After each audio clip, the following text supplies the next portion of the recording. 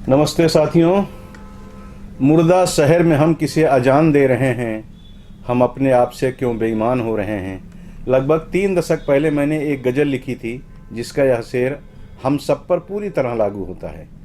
मृत बकरी, गाय, भैंस की चर्बी से बना घी देवी देवताओं के चरणों में चढ़ाने वाले हम, नकली दवा के सहारे सेहत बिगाड़ने वाले हम, जहर युक्त सब्जी और अन्य खाद्यान्न का इस्तेमाल करने वाले हम, जिम्मेदार लोगों के गिरेबान पकड़ने की बजाय उनके सामने गिड़गिड़ाने वाले हम, भगवान राम के ननिहाल को भी लजा रहे हैं।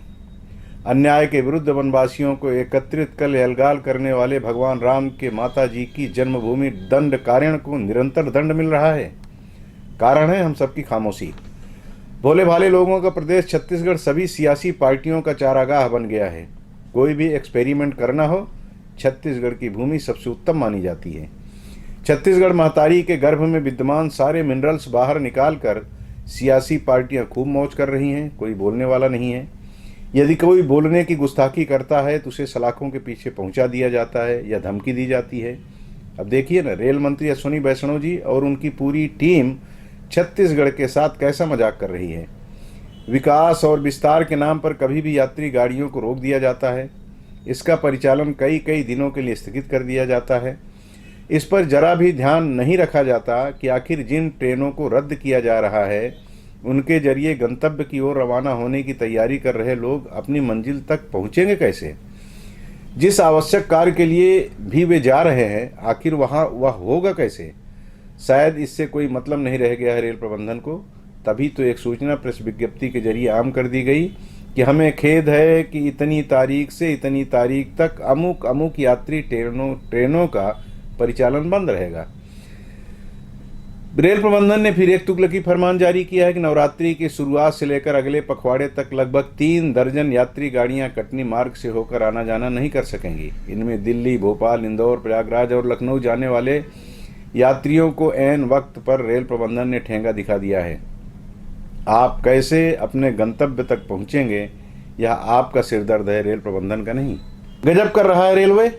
यात्री गाड़ियों को रोक कर सेठों की मालगाड़ियां धड़ल्ले से चलाई जा रही हैं। इन मालगाड़ियों से रेलवे द्वारा किए जा रहे विस्तार कार्य में शायद बाधा नहीं आती होगी। बाधा तो सिर्फ यात्री गाड़ियों के कारण ही आती है। कारण स्पष्ट है कि मालगाड़ियां जिन सरमाएदारों का माल ढोती हैं उनकी तरफ से मोटी रकम और गिफ्ट भेजा जाता है। रेल यात्री क्या देंगे? यह रेल यात्री सिर्फ किराया देते हैं, बदले में तमाम जन सुविधा मांगते हैं, आंदोलन की धमकी देते हैं, कभी कभी सड़क पर उतर भी आते हैं। इनके प्रतिनिधियों को भी भ्रमित करने में माहिर रेल प्रबंधन के लोग सिर्फ और सिर्फ अपनी तिजोरी भर रहे हैं। निर्धारित लक्ष्य से अधिक माल परिवहन करने पर इनको प्रमोशन भी मिलता है। रेल यात्रा क्या देंगे, रेल यात्री क्या देंगे? वो तो बेचारे, उनका हाथ खाली है। छत्तीसगढ़ के कोरबा जिले का तो क्या कहना। रेलवे की प्रबंधकीय व्यवस्था देखने वालों ने तो लगता है कि गाय की पूंछ पकड़कर कसम खा रखी है कि जब तक कुर्सी पर हैं कोरबा के लोगों को रेल सुविधा के नाम पर तरसा कर ही रखेंगे। इनसे बातचीत करने पर संकेत मिलता है कि कोरबा के लोग संगठित नहीं हैं और उनमें लड़ने का जरा भी मादा नहीं है। इसीलिए जो कुछ कृपा पूर्वक दे दिया गया है उस पर ही संतोष किए बैठे हैं।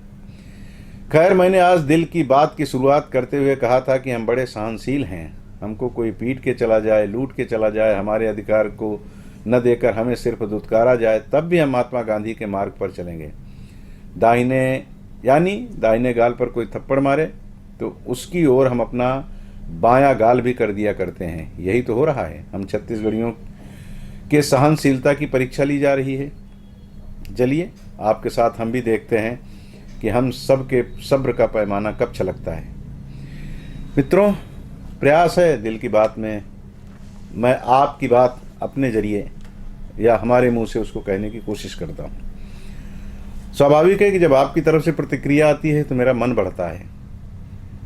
कई कष्ट झेलते हुए भी जब इस तरह की कोई दुश्वारी हमारे आपके सामने आती है तो मन कहता है कुछ कहा जाए। तब चूंकि पोर्टल है तो पोर्टल में सब्सक्राइबर की बड़ी महत्वपूर्ण भूमिका होती है। तो धीरे धीरे गति बढ़ रही है।